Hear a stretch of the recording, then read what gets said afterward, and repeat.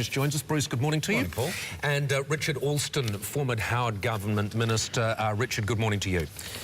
Morning, Paul. All right, Bruce, everyone will be paying attention to the announcement from Julia Gillard today on the Gonski report, her reaction to the Gonski report, what policy is going to be going forward.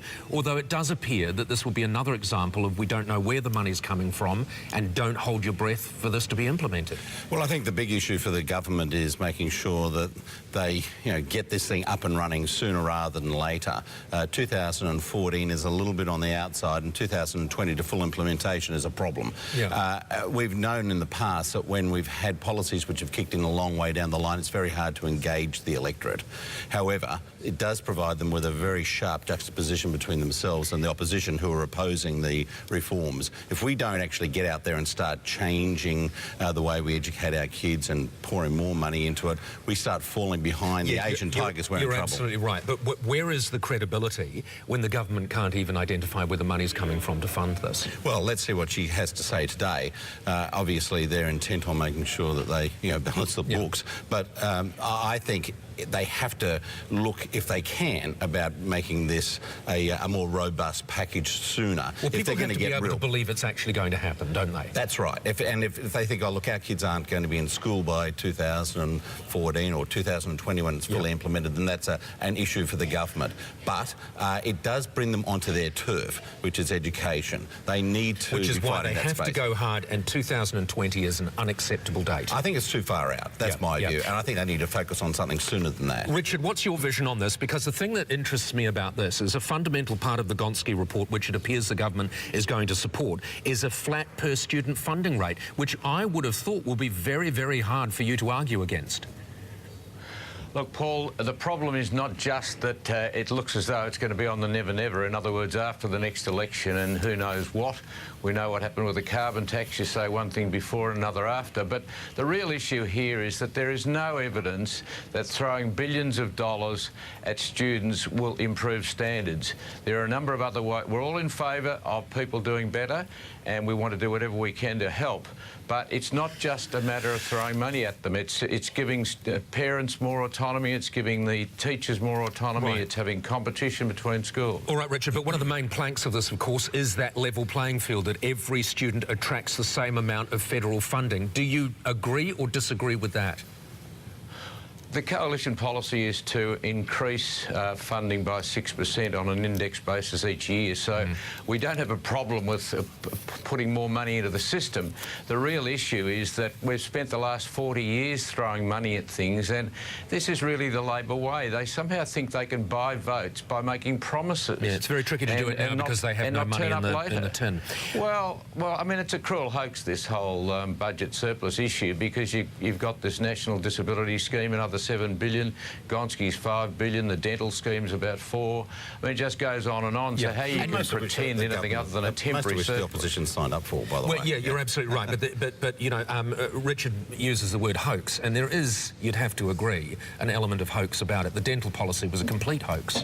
Oh, well, I don't accept that. I think that, once again, getting into the area of dental health is a very important one for And no one would argue with that. No one would argue with that. But we're saying we don't know, Labor's saying we don't know where the money's going to come from, and it's not going to happen yet. So that really, it's a Clayton's policy, isn't it? Well, once again, I think they just have to accelerate these programs. If they're going to take this strategic position, which I think they are, which is say, let's get on to strong Labor turf areas, health, education. That's clearly behind. Committed. Truly committed. And they have to fund the money. You cannot have the situation where the health minister says this is extra money and the Prime Minister says this is savings. It's just ludicrous. Yeah, they have to find the money.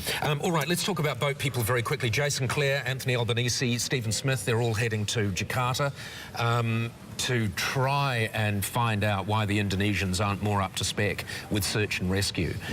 Is this just too little too late? Shouldn't they have done this ages ago? Well, I think anything to try to avoid these deaths at sea is very important. And that's why haven't they done this before now? It seems like they're not really committed to it. Well, I think there have been high-level communications between the Australians and the Indonesians for many years around these issues. I think now, they're throwing three of their more senior ministers into this to say, so we really do need to make sure that you're doing your share of the work as well. It's not to say that it hasn't been done before, I'm sure. Although there'd be a lot of Australians that think it hasn't been done before. There may well be, but a lot of these things things are done at a high-level diplomatic level and never see the light of day. Yeah. All right, Richard, one of the other things that's happening now is a series of ads on video, on DVD and in posters are being launched throughout Indonesia. Australia by boat, no advantage. Again, to me, it seems like it's a great idea. It's a little bit late. Well, Paul, I think the way to understand this is that this is for domestic consumption. It's like that website showing people how to claim asylum when they arrive in Australia, going up to Indonesia. These are all for show. The message you've got to get through to is to the people smugglers, not to the people of Australia. Yep. And they're not deterred. I mean, what's happened is that Houston was announced on the 13th of August. In the month of August, we've had yet another record intake of nearly 2,000 on something like 32 boats. Manus and Nauru are going to be filled up in the next 6 weeks at this rate.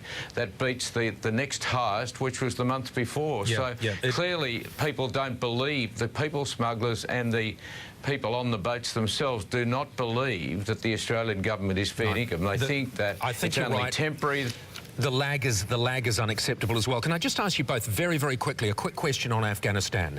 Richard, to you first. Once we've moved out, once coalition forces are out of there, how long do you think before it becomes the complete cock case it was earlier? Well, look, I've been there myself and I've read the history of Afghanistan. I was chairman of the Afghan-Australia Council at one stage, and you'd have to say that history tells you that these people will never give up. Now, having said that, Pakistan is much more of a basket case than Afghanistan, and we really have to do what we can to try and keep them in the tent, however gingerly. But it doesn't look good. But the current imperative, I think, is to show that we don't go weak at the knees. NATO has a history of getting nervous about these sort of things and suspending the recent announcement, I think, is just further evidence of that. So key for Australia is we have a reputation for taking on the hard stuff, and we should continue to do that for the foreseeable. Bruce, can I put the same question to you? I mean, again, history tells us what is likely to happen there, and already there are there's some reason being given to the Taliban, maybe some potential involvement later down the track. Do you imagine it will just completely revert? Look, I think the last successful invader of Afghanistan was Alexander the Great. That's pretty well established. And I think the tragedy of all this is that come 2014, we will probably see a reversion to some form of, tribal-style government in Afghanistan. I think we will see a repeat of Vietnam. Once the major forces leave, the Taliban will reassert itself with all the horrors that entails. So maybe this hasn't been a waste of time, but we have to be prepared to do it again.